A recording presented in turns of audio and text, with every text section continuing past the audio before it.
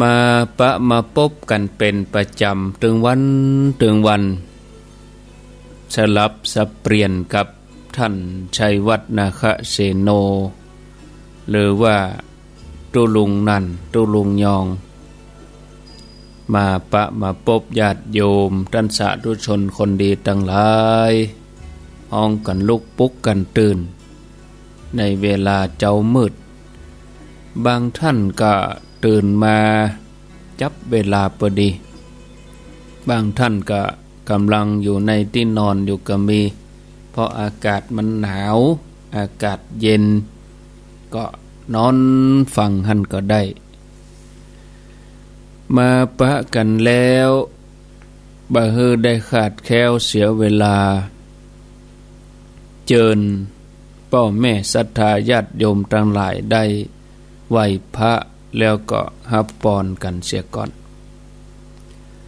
อะระหังสัมมาสัมพุทโธภควาพุทธังภควันตังอภิวาเทมิสวากขาโตภควตาธัมโมธัมมังนามัสสามิสุปฏิปันโนภควันโตสาวกสังโฆสังฆังนะมามิกับหนึ่งกับสองกับสามกับนึกถึงคุณพ่อคุณแม่ของเฮาเนอกราบนึกถึงคุณครูบาอาจารย์กราบพระเรียบร้อยก้อยขยับขยายนั่งตามสบายนั่งตามใจของไผของมันจะนอนฟังก็ได้เอาความสะดวกสบายของญาติโยมทั้งหลายว่าตอนนี้ไปเจิญท่านทั้งหลายได้รับพรเพื่อความเป็นสิริมงคลกับตนกับตัวกับครอบครัวกับบ้านกับจองกับหอกับเฮือนสัพพิติโยวิวัชชันตุสัพพะโลโกวินัสสันตุมาเตภวัตวันตรายโยสุขีทีขายุโกภวะอภิวา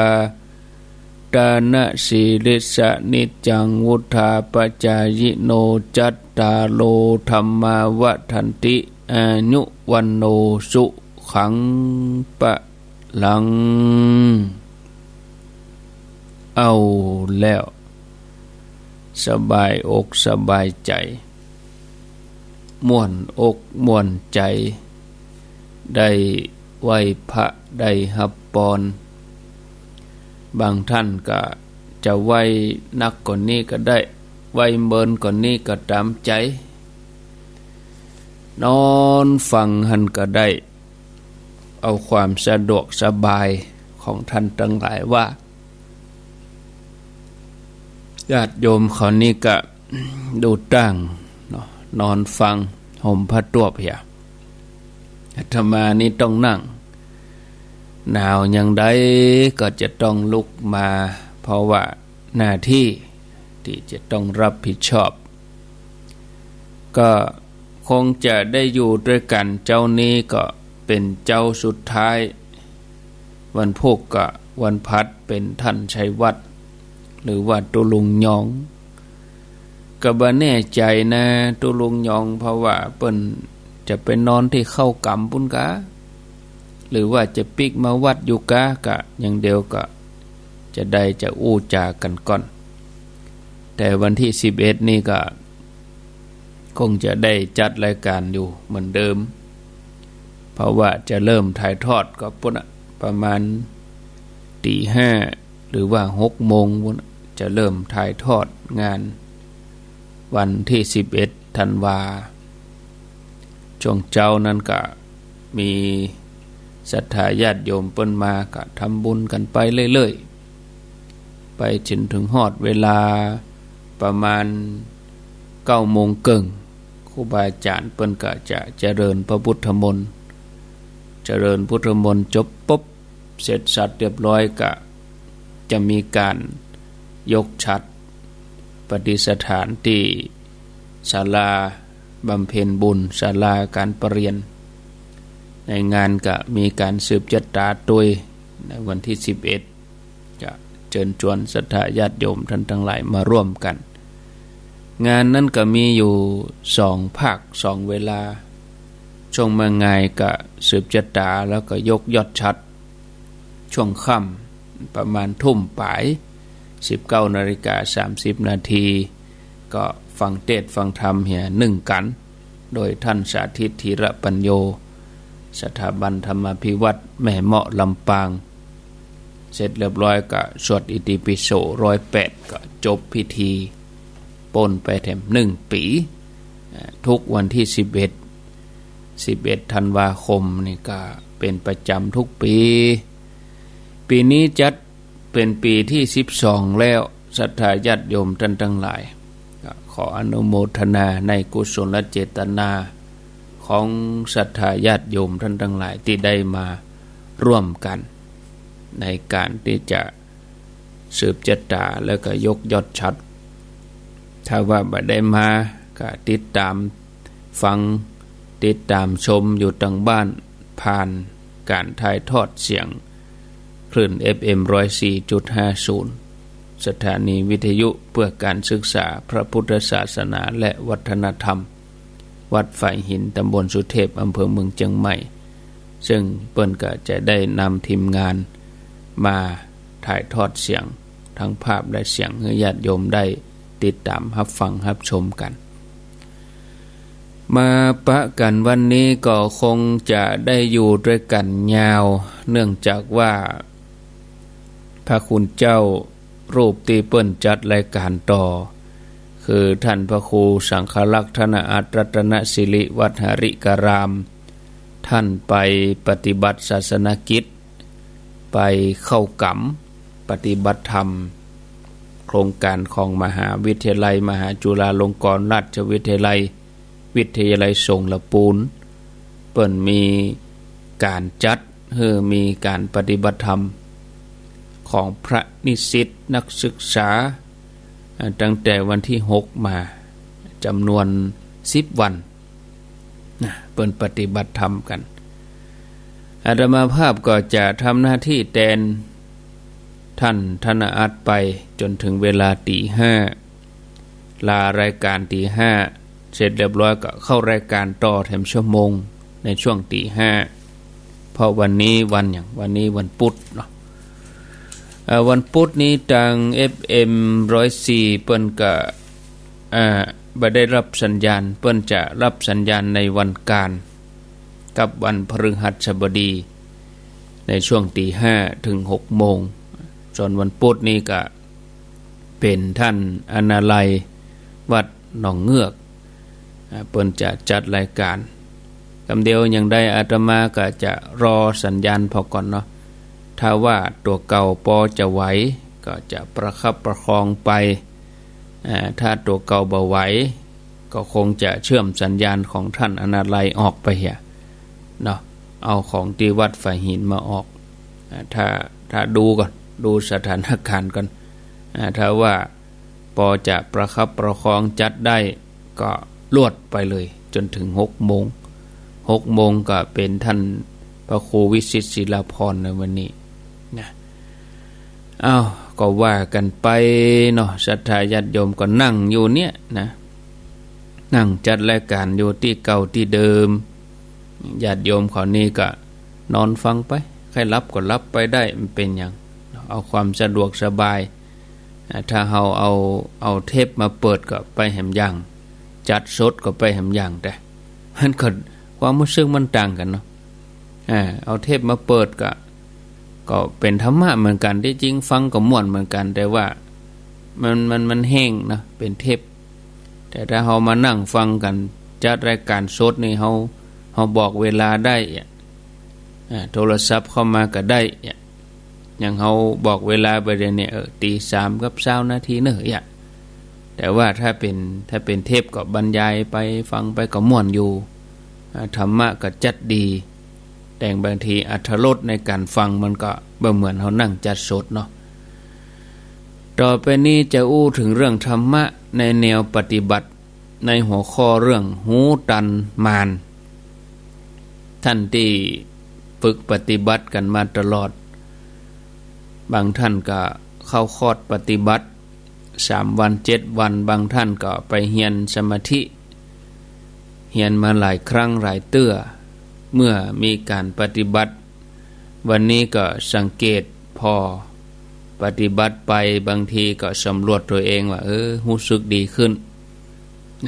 มีความตั้งอกตั้งใจไม่นี่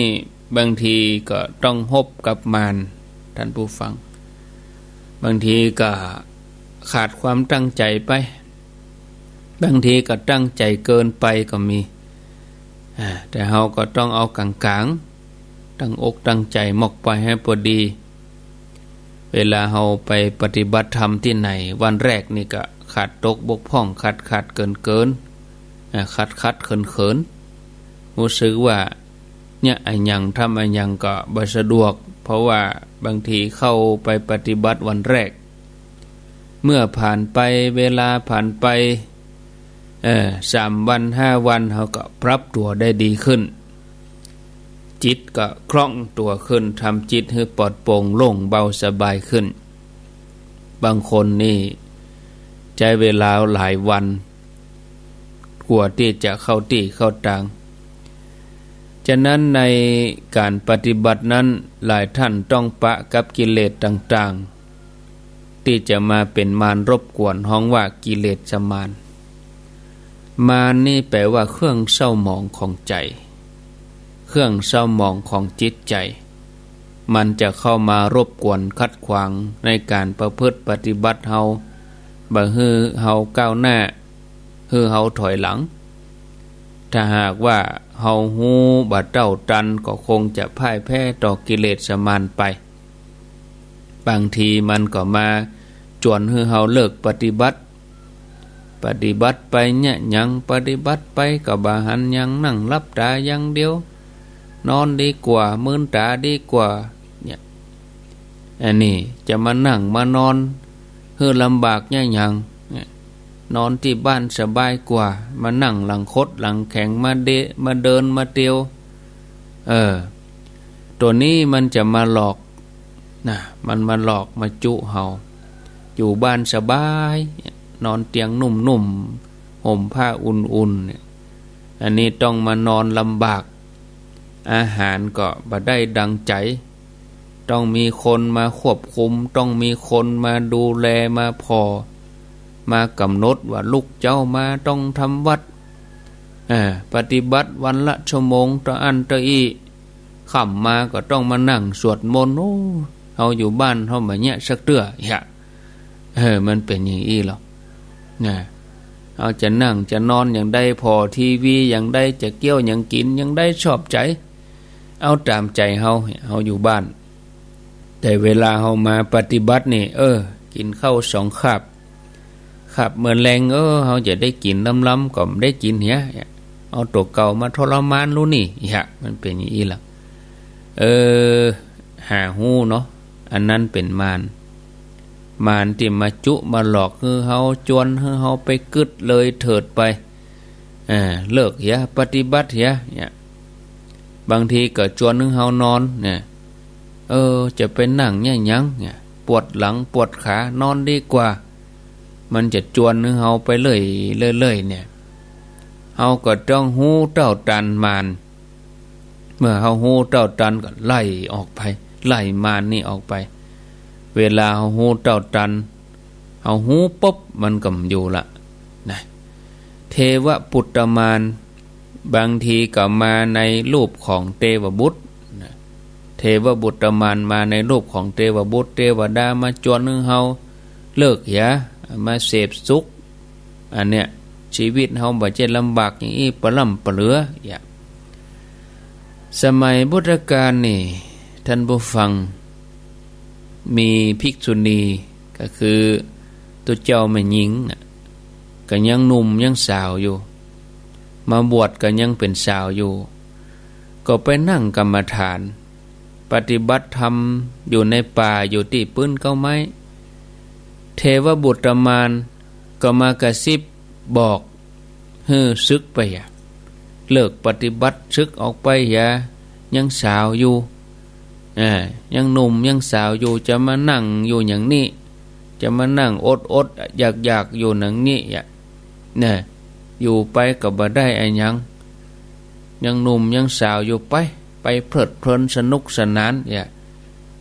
มารตัวนี้เทวปุตตมารก็เหตุผลจวนหลงไหลแต่ว่าภิกษุณีรูปนี้ก็หูเต้าตันว่าโอ้อันนี้เป็นมารหูเต้าตันก็เลยไล่มารไปบอกกองหูเต้าตันมารนั้นก็หายไปเนี่ยท่านผู้ฟังการปฏิบัตินี่จะต้องมีความเด็ดเดี่ยวใจเด็ดเดี่ยวที่จะเอาชนะกิเลสอย่างเขาทั้งหลายมาเจ้าคนที่เปิ่นไปเข้าคอร์สปฏิบัติมันหนาใจจะลุกนะเสียงระฆังดังในโหบิดโงดบิดงัดนะขี้ขานจะลุกมาเนอะจะมาสวดมนต์เนอะเงารับอันนี้เขาจะต้องชนะใจตัวเก่าใจเฮามันจะจวนไปโดนกิเลสไฟต่ำเฮาจะต้องหัดฝึกฝนต้องฝืนปฏิบัติต่อเนื่องข่มใจเอาอย่างเฮาทั้งหลายเนี่ยเฮามาพอมาเจ้านี่มันต่อสู้อุปสรรคหลายอย่างหนูเนาะความขี้คร้านความห่วงเงาเฮานอนความหนาวมันเป็นอุปสรรคเฮาจะต้องฝึกฝืนเอาจะต้องข่มมันให้ได้นะบางครั้งก็ต้องอาศัยการโตะการซุยนะใจเฮานี่ต้องอาศัยการปลอบโยนจิตของเฮาบางครั้งก็เหมือนละอ่อนน้อยจิตเหมือนละอ่อนน้อยละอ่อนน้อยนี่มีความสุขสนการเลี้ยงละอ่อนนั่นต้องเป็นผู้ที่มีความเข้าใจเฮาจะละอ่อนมานั่งอยู่กับที่เนี่ยมันเป็นไปบ่ได้นะวิสัยของละอ่อนนี่มันสุขสนเดี๋ยวก็เล่นหันเล่นนี่กำหันกำนี่หล่นไปหล่นมาเตียวไปเตียวมาปีนไปอยู่เฉยบ่ได้นะจิตของเฮาก็เหมือนละอ่อนลักษณะของละอ่อนนี่เฮาจะไปยับให้มันนั่งนิ่งนี่มันบ่ได้แต่เฮาต้องคอยระวังจ้องพอติดตามเฝ้าระวังว่าละอ่อนไปทำอะไรหยังอันตรายกะอันตรายกะเอามือไปเสียบปลั๊กไฟกะไปกำเล็กแหลมกะหยังกะจะตกกะจะขึ้นที่สูงกะเฮาก็จะต้องพอตะล่อมแต่บ่ต้องไปบังคับนะเฮาลองละอ่อนมันกำลังเล่นอย่างของมันถ้ามันบ่อันตรายก็ปล่อยมันก่อนเนี่ยถ้าเฮาพอแล้วบางทีละอ่อนเฮาไปอุ้มมันมามันให้เลยเพราะมันกำลังม่วนของมันอยู่หั่นเฮาต้องคอยระวังมันเดินอย่างใดมันหล่นจะได้อีนะจิตใจก็เหมือนเดียวกันท่านผู้ฟังนะเป็นสภาพที่ดิ้นรนกระซับกระส่ายไปมาไปตามอารมณ์กระซับกระส่ายไปมาเป็นธรรมชาติที่มันกวัดแกว่งกับกอกไปมาไปตามอารมณ์ต่างๆมันชอบไปในอารมณ์ไปสู่อารมณ์ที่น่าใคร่น่าปรารถนาเดี๋ยวมันก็แวบไปแวบมาการที่สติพอหูเต้าตันจิตก็เหมือนกับคนที่เฮาเลี้ยงละอ่อนนะสติเหมือนกับคนเลี้ยงละอ่อนนะสติควบคุมนั่นก็จะต้องบ่ใจไปบังคับให้มันอยู่กับที่นะบ่ใจว่าเฮาไปบังคับว่าจะไปกึดเน้อมันบังคับบ่ได้นะญาติโยมบังคับบ่ให้เฮากึดนี่นะเฮาต้องโดยพอว่ามันกึดเรื่องอะไรหยังแล้วเฮาก็ใจปัญญาใจสติกำกับว่าเกิดเรื่องนี้มีประโยชน์ก็มีประโยชน์ก็ถ้าเกิดไปมีประโยชน์หูแล้วละปอวางถ้าเกิดไปบ่มีประโยชน์ก็ปอละวางมันห้ามกำเกิดนี่มันห้ามบ่ได้บางท่านว่าโอ้ท่านพระครูท่านอาจารย์ นั่งไปปฏิบัติไปเนี่ยมันเป็นยังไงโมนะมันแบบสงบนะมันกึดไปเลยนะถูกต้องละมันถูกละที่มีกำกึดเข้ามาเนี่ยนะถ้านั่งแล้วปุ๊บแบบมีอย่างสักอย่างนี่ก็แสดงว่าการปฏิบัติเนี่ยมันได้ผลเรื่อมันก็เหมือนละอ่อนที่ถูกบังคับให้อยู่นิ่งๆละอ่อนนั้นก็ให้นะดินจะดินจังเดี๋ยวก็ผ่านพาโลเป็นละอ่อนเกเรเดี๋ยวก็ให้จิตก็เหมือนเดียวกันท่านผู้ฟังถ้าเราไปบังคับมันไว้มันก็ผ่านพาโลเกิดความคับแค้นใจเกิดความอึดอัดบางทีก็ฟุ้งซ่านนักขึ้นไปฉะนั้นการกำหนดจิตฮื้อตวยพอฮื้อหูต่ออันบอดีไปบังคับนะโดยการยอมรับกับความเป็นจริงของจิตว่าจิตนี้มีสภาพบัดเที่ยงมีสภาพที่เปลี่ยนแปลงไปรับอารมณ์หนึ่งเดี๋ยวก็เปลี่ยนไปรับอารมณ์ใหม่เข้ามาแถมเนี่ยจะไปบังคับแต่ฮื้อหูเต้าตันจิตกึดก็หูจิตวันไหวก็หูจิตฟุ้งซ่านก็หูเผลอไปก็หูมันยุดที่ไหนยุดที่หูเนี่ยมันสงบก็หูเนี่ยจะเป็นผู้ที่พอโดยบัใจไปบังคับในที่สุดมันก็อ่อนแรงมันก็สงบไปคนเดียวมันละอ่อนเล่นนักเข้ามันหิวมันก็รับคนเดียวมันละอ่อนนี่นะถึงเวลามันเต็มที่แล้วบอกมันเล่นหิวที่แล้วบอกมันก็บางทีรับคำหันเลยก็มีรับคำตักเลยก็มีละอ่อนที่เลี้ยงเลดูแลละอ่อนนั่นนะถ้าละอ่อนมันให้นะเขาให้นะเขาเป็นคนเลี้ยงละอ่อนเขาจะแยะอย่างใดหื้อนิ่งบางครั้งก็ปอบโยนไปโอไปจอบนะถ้าได้รับการปอบโยนฮื้อขนมฮื้อของเล่นอูกำม่วนอูกำไพเราะเอามือลูบหลังพ่องมาอุ้มมากอดพ่องเนี่ยก็ได้มันก็เงียบละจิตของเฮาก็เหมือนเดียวกันถ้าหากว่าบางครั้งมันเร่าร้อนมันฟุ้งซ่านเฮาก็ต้องปอบโยนนะท่านผู้ฟังญาติโยมเนี่ยอันนี้เราอ่อนบางครั้งเฮาปอบโยนอย่างใดก็บ่นิ่งให้ไว้นะเอาอย่างฮื้อก็บ่เอาปัดขว้างเนี่ยโอ้อย่างใดนี่นะเอาอย่างฮื้อก็บ่นิ่งปลอบอย่างใดอย่างใดก็บ่หยุดบ่ยั้งคนเลี้ยงนี่ก็อาจจะใจวิธีขู่ใจวิธีเขี่ยวเข็นใจวิธีดุอันนั้นถึงจะนิ่งได้จิตก็เหมือนกันบางครั้งก็ต้องขู่ต้องเขี่ยวเข็นแต่ว่าจะไปใจมันแต่เมินเนี่ยก็ทำนะอันนี้ถึงจะสงบในบางสมัยก็ต้องใจแบบนั้นปล่อยตามใจบางทีปล่อยไปเลยก็บ่ได้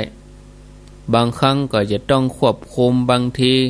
มันเล่นไปตามอารมณ์นะที่บ่สมควรอารมณ์นั้นก็เป็นเหตุให้เกิดกามราคะอันยังต่างๆเฮาก็จะต้องควบคุมขนาบไว้สั่งสอนควบคุมแต่บางครั้งละอ่อนนะท่านผู้ฟังญาติโยม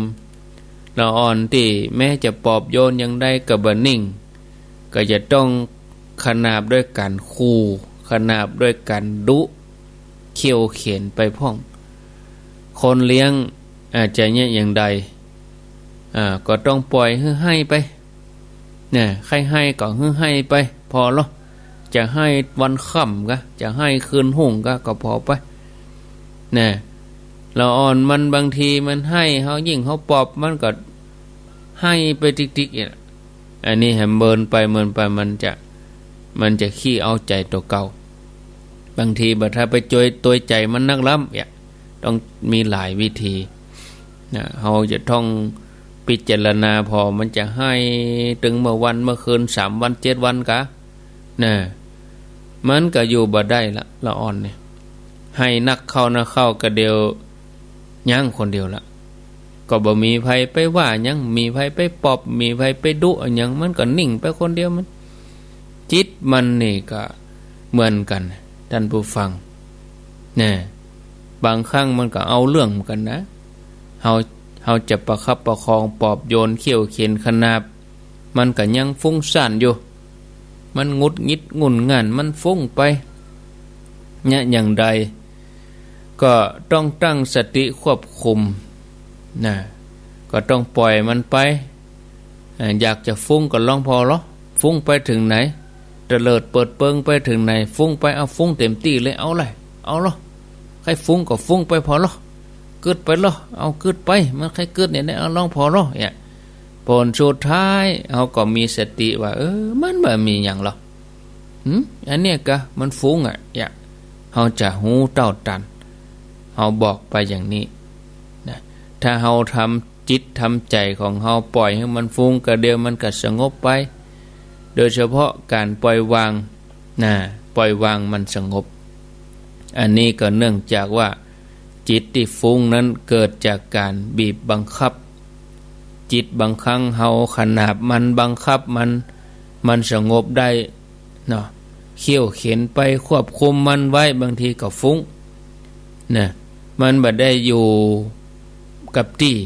นะมันก็เลยฟุ้งถ้าเป็นอย่างนั้นเฮาก็ใจวิธีนั้นบ่ได้ต้องปล่อยไปปล่อยวางอันนั้นหมายความถึงว่าจิตเนี่ยถ้าหากว่าบางครั้งถูกบีบรัดมันก็ยิ่งเร่าร้อนก็ปล่อยมันปล่อยในที่นี้หมายถึงจะต้องยังดูแลอยู่พอคอยอยู่นะพอคอยดูแลเฝ้าดูแลคือเฮาก็ตวยหูอยู่ดูแลเวลาเราอ่อนให้เฮาก็จะต้องระมัดระวังเหมือนกันมันจะไปทำอะไรอย่างเกินเลยก็เราอ่อนมันให้อยู่ในบ้านกะอยู่ในห้องกะอยู่นอกบ้านกะจิตนี้ก็เหมือนกันศรัทธาญาติโยมมันจะฟุ้งก็ฟุ้งไปเฮาก็ปล่อยไปนั่นนะแต่ว่าเฮาพอพิจารณาพอโดยพอว่ามันก็สงบไปห้องว่าทำใจว่ามันสงบก็ว่าบ่สงบจะสงบก็จังบ่สงบก็จังจิตนี่มันฟุ้งไปปล่อยมันไปศรัทธาญาติโยมทั้งหลายใจที่มันสงบก็จังบ่สงบก็จังก็แล้วแต่อย่างใดก็ได้เป็นการลดการบีบบังคับเมื่อเฮาผ่อนลงมาเฮาลดการบีบบังคับมันก็สงบเพราะจิตที่ฟุ้งบางครั้งมันเกิดจากการไปบีบบังคับทำใจปล่อยวางบ่เอาฟุ้งก็บ่เอาอันยังก็บ่เอาทำใจบ่เอาอย่างสักอย่างอันนี้ปล่อยวางบางครั้งใจเฮานี่ญาติโยมมีความปรารถนามันนักล้ำไปบางทีมันเล่นไปโลดเล่นไปล้ำหน้านำหน้าไปอยากจะให้สงบอยากจะให้เป็นอย่างนั้นอยากจะให้เป็นอย่างนี้ในการปฏิบัตินี่นะท่านผู้ฟังในการปฏิบัตินี่ความปรารถนาที่แห่งกล้ามันเกินล้ำไปมันก็เลยไปทำให้ใจของเฮามีแต่ความฟุ้งซ่านเพราะว่าความปรารถนาที่แห่งกล้าเมื่อแห่งแล้วมันบัดตันใจมันบัดตันใจก็เกิดความบ่พอใจมันบ่ได้โคตรภัยมันโคตรตัวเก่าว่าเนี่ยหยังเฮาถึงเนี่ยบ่ได้เนี่ยหยังเฮาถึงสงบบ่ได้เปิ้นปฏิบัติไปเปิ้นไปถึงไหนเฮายังทำได้บ่ยังกับเปิ้นเนี่ยโคตรว่าเนี่ยหยังเฮาบ่สงบทำอย่างใดถึงจะสงบมันก็โคตรบ่ใช่ไปโคตรไผนะโคตรตัวเก่านี่ท่านผู้ฟังมันก็ฟุ้งไปเพราะอันหยังเพราะความโคตรมันก็เกิดร่วมกันกับความฟุ้งนั่น ความฟุ้งมันเกิดร่วมกับความโกรธอย่างนี้เราต้องปล่อยวางเลยปล่อยวางทำใจบ่ฮื้อหวังอันหยังทำจิตนิ่งนะมันสงบของมันคนเดียวท่านผู้ฟังปัญหาของคนปฏิบัตินั่นน่ะจะหนีบ่พ้นนี่ก็คือความฟุ้งซ่านเป็นสิ่งที่เราจะต้องยอมรับว่าจะต้องเกิดขึ้นกับใจของเฮากูคนบ่มีไผที่บ่ฟุ้งซ่านนะต้องผ่านการฟุ้งมาแล้วฉะนั้นเฮาจะไป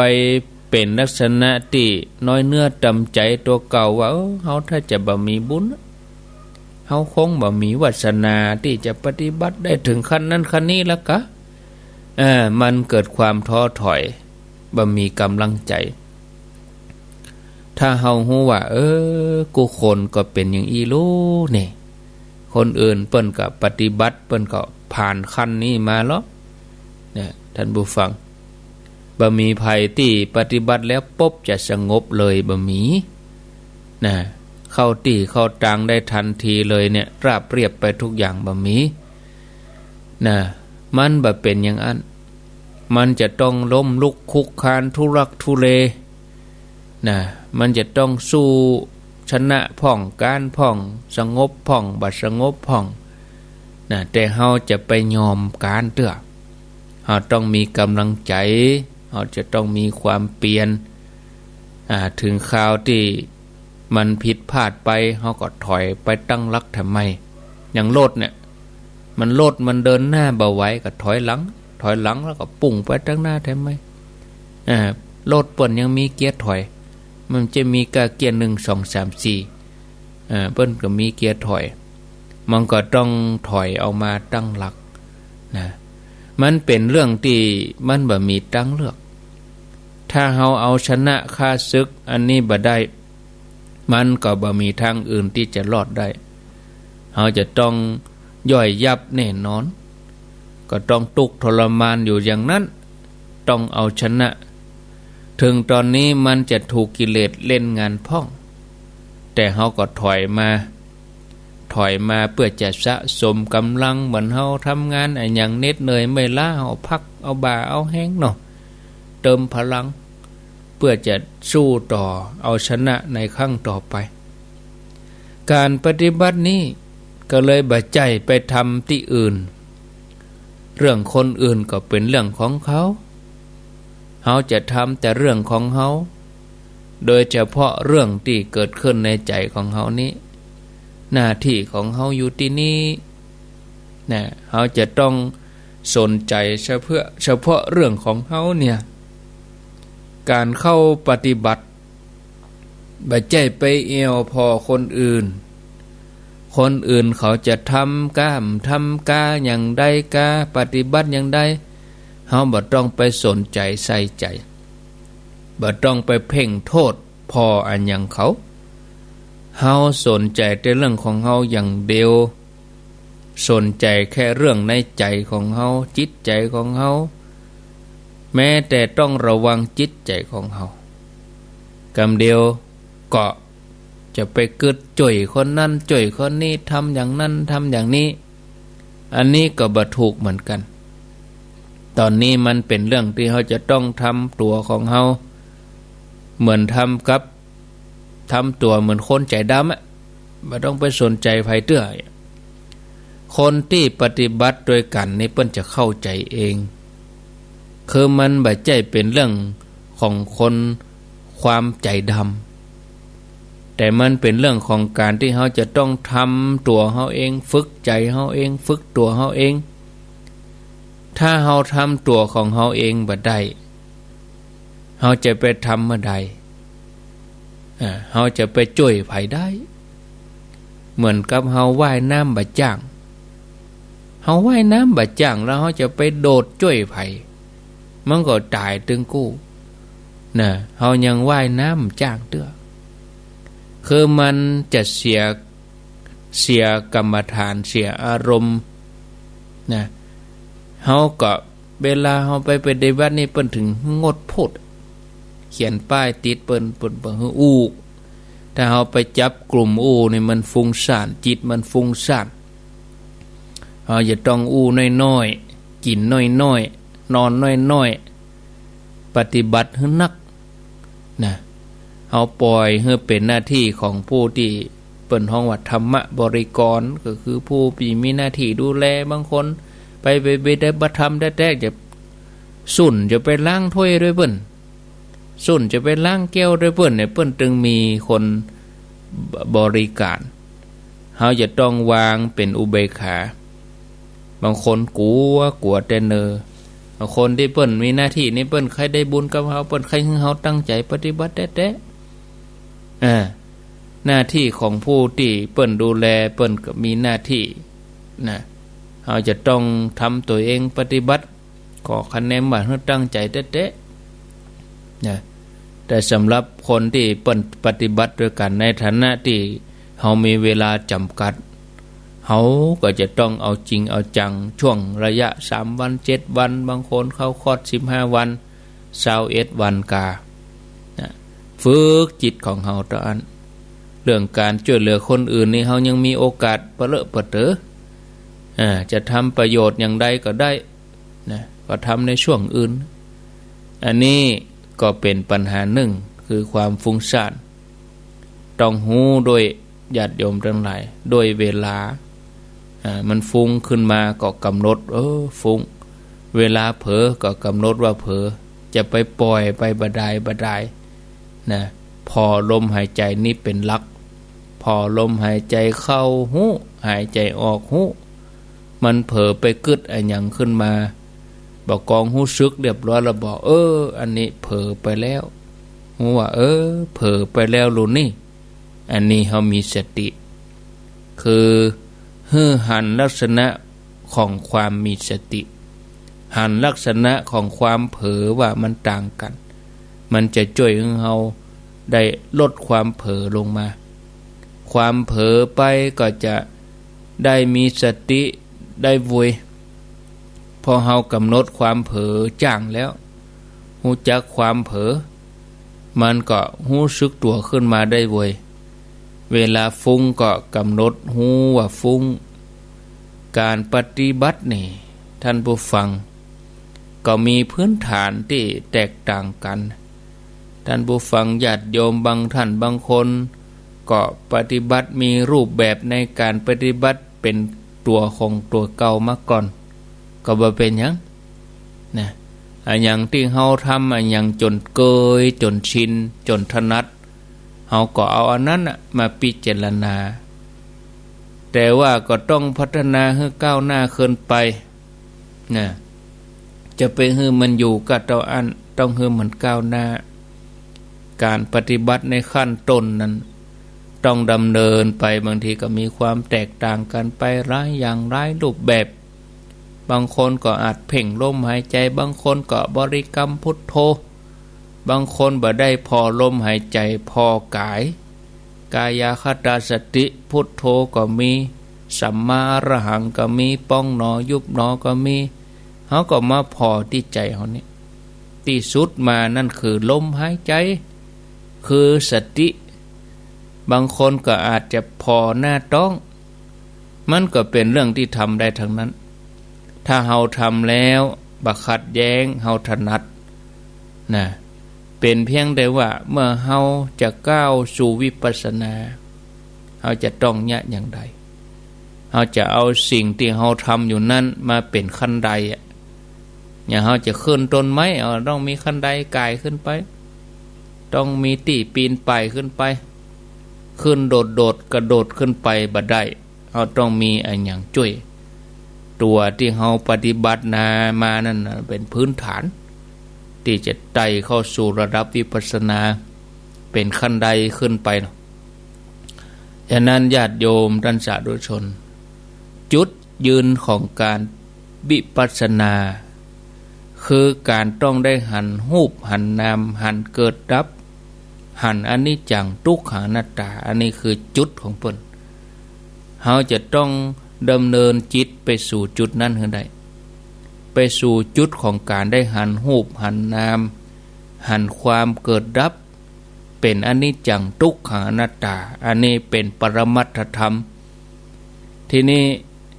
บางท่านบางคนก็กำหนดอยู่ฟังไปนอนฟังวิทยุกำหนดไปกำหนดดูก็เป็นสมมุติบัญญัติกันก็บ่เป็นหยังเพราะว่าสมมุติบัญญัตินั้นเนี่ยก็ทำเมื่อเฮาเกิดสมาธิได้เป็นการปลูกสร้างสมาธิให้เกิดขึ้นแต่เมื่อเฮาจะก้าวสู่วิปัสสนายกจิตของเฮาก็จะต้องมีความลึกซึ้งโดยการให้วางจากสมมุติบัญญัติสมมุติอารมณ์นั้นเข้าสู่สภาวะปรมัตถธรรมได้หันหูหันน้ำเป็นสมมุติบัญญัติเอาบริกรรมว่าป้องหนอยุบหนอหายใจเข้าป้องหายใจออกต้องยุบก็ยุบหนอก็เป็นสมมุติบัญญัตินะอันนี้บัจจัยสภาวะของจริงบัจจัยปรมัตถธรรมเฮากำหนดอย่างนั้นได้ในขั้นดำเนินขั้นต้นก็ทำเมื่อจิตของเฮาตั้งมีที่ตั้งแล้วมีที่ตั้งที่เหมาะสมก็ดำเนินไปสู่เป็นสมาธิบ่ให้จิตมันกระซับกระส่ายออกไปนอกตัวเมื่อจะขึ้นมาเฮาก็มีปัญญาเกิดสติกำกับกำหนดให้ลึกซึ้งลงไปถึงความรู้สึกความตึงความหย่อนนะความเคลื่อนไหวร่างกายของเฮากำหนดไปนะอย่างตีหน้าต้องของเฮาหายใจเข้าต้องตึงต้องเข่งต้องป้องหายใจออกต้องหย่อนต้องยุบอันนั้นคือความจริงความจริงมันก็คือความตึงความหย่อนความเคลื่อนไหวอันเนี้ยเป็นปรมัตถธรรมท่านผู้ฟังญาติโยมแต่จิตมันจำไว้อาศัยปรมัตถธรรมที่รู้สึกตัวแล้วเฮาก็สร้างมโนภาพว่าต้องปองในขณะที่หายใจออกก็รู้สึกว่าต้องยุบมันหย่อนไปเฮาจำได้ว่าความรู้สึกอย่างนี้คือมันปองมันยุบนะเฮาได้สร้างมโนภาพว่าต้องมันปองต้องมันยุบแล้วเฮาก็จำได้ว่าถ้าต้องมันยุบมันแปรไปต้องใจคำว่ายุบหนอถ้าต้องมันปองเฮาก็ว่าในใจว่าปองหนอเนี่ยท่านผู้ฟังญาติโยมท่านสาธุชนอันนี้คือเฮาหันภาพตัวนี้นะพอเวลาแล้วก็เนาะก็เดี๋ยวเฮาก่อยมาว่าต่อเนาะญาติโยมถึงการปฏิบัตินี่ม่วนดีนะแต่ว่าคนที่เพิ่นบ่เคยปฏิบัตินี่มันก็อาจจะงงหน่อยนะฟังอย่างโหท่านพระครูอย่างโหมันบ่มีนิทานนะ ก็เอาไปไว้ช่วงที่2เอาเนาะก็ไล่หากันในช่วงแรกนี้ชั่วโมงแรกนี่ก็จะเอาธรรมะแนวปฏิบัติเฮ็ดสักหน่อยนะบางทีบางครั้งว่าเฮาก็คนฟังมีหลากหลายเนาะหลายประเภทอันที่เพิ่นเนี่ยว่าหนัวกะนั่นนี่บ่มีธรรมะอันหยังอ่ะบ่มีธรรมะบ่มีสาระอันหยังมีกะรับสาย การรับสายโทรศัพท์นี่นะคือเป็นการสร้างปฏิสัมพันธ์เป็นการสื่อสารสองทางตามหลักสื่อสารมวลชนน่ะอย่างที่อาตมาตั้งแต่ตี 3มาจนถึงครั้งแต่5นาทีจะตี 4นี่เป็นการสื่อสารทางเดียว one way เป็นว่าต้องมี two way two way คือสื่อสาร2ทางผู้สื่อก็คืออาตมาแล้วก็ใจธรรมะเป็นตัวส่งไปใจวิทยุเป็นตัวส่งสารไปผู้รับก็คือตัวศรัทธาผลกลับมาเป็นอย่างใดเฮาจะไปฮู้จะได้ว่าเปิ้นฟังแล้วที่ไหนอย่างใดเวลาเฮาวางสายปุ๊บมีคนโทรมาเปิ้นอยู่บ้านนั้นบ้านนี้อำเภอนั้นอำเภอนี้เอาฟังกันไปเฮาอู้กันไปมันก็ดีเนาะเฮาได้ฮู้ว่าเปิ้นอยู่บ้านนั้นบ้านนี้แต่บางท่านบางคนก็เปิ้นบ่ฮู้มันโทรศัพท์บ่ท่าโทรนักท่านพระครูธรรมะนัก ก็ถึง2 ชั่วโมงก่อนไปเคกันหยังก็ถึง2 ชั่วโมงเขาก็ต้องเปลี่ยนบรรยากาศอาตมาก็รถเปิ้นยังพักเนาะไปลวดก็เดี๋ยวก็ลับละกันหมดแล้วกะท่านผู้ฟังก็เปลี่ยนบรรยากาศสลับซับเปลี่ยนกันไปพ้องอากาศเนาะก็ไล่หากันพบกันคนละครึ่งทางก็เดี๋ยวจะย่างเหตุก่อนสักกำฟังไล่นี้ไปไหนแต่นึกท่านผู้ฟังญาติโยมนะกำเดียวก็ปีกมาปะกันในช่วงที่2ปะกันช่วงที่2ปุ๊บก็เกียมกดโทรศัพท์เลยเนอะ